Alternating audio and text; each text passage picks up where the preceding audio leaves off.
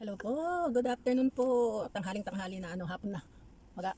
2:45 na po. Kain po tayo ng tanghalian kasi inom po ako ng gamot. Meron po ako ditong sinabawang kong manok na may luya, kamatis at bawang at chili, chicken leg. Yan po. Tapos yung natira ko pong pritong isda. Ito po, pritong isda. Kain po tayo kasi inom po ako ng gamot. Kain po. Thank you po kay Lord.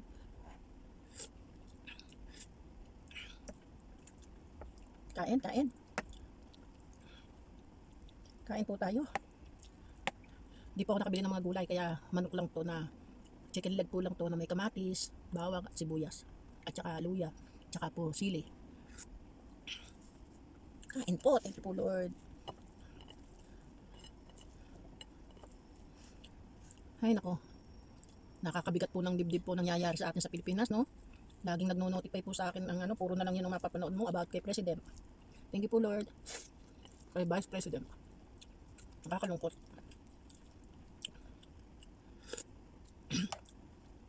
na na-reach ko tong ganitong edad po na hindi ganito nangyayari sa ating bansa, di ba?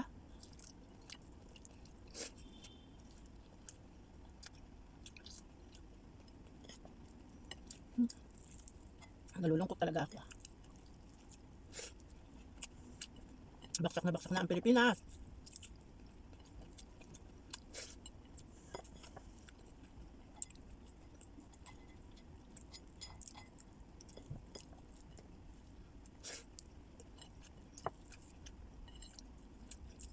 Dito yung mga iba kong border.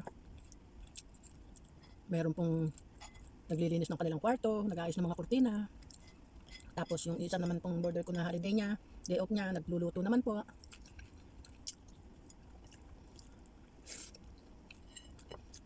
Ang transin ko naman, wala pa. Nakipagkita sa kanyang amo.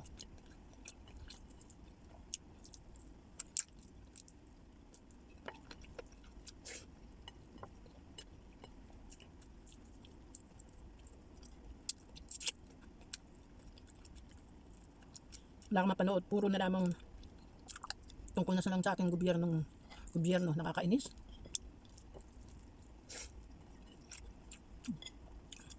Kain po tayo.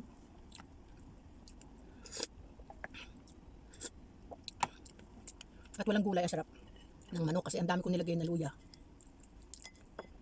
Nilagyan ko pa siya ng kamatis.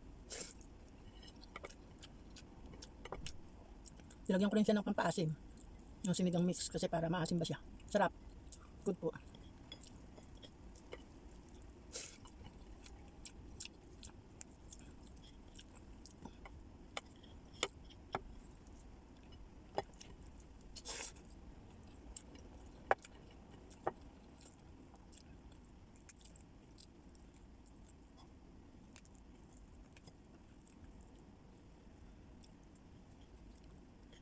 Isa nakakalungkot talaga dito sa abroad, yung mga kapwa po natin Pilipino.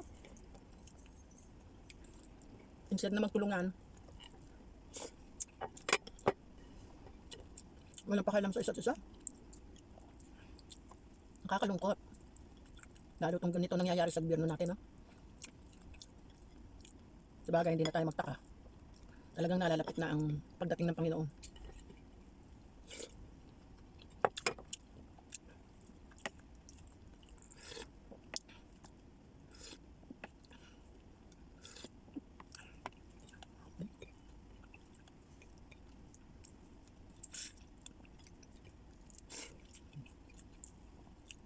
Thank you po, bye-bye po. God bless you all. Ingat po tayong lahat.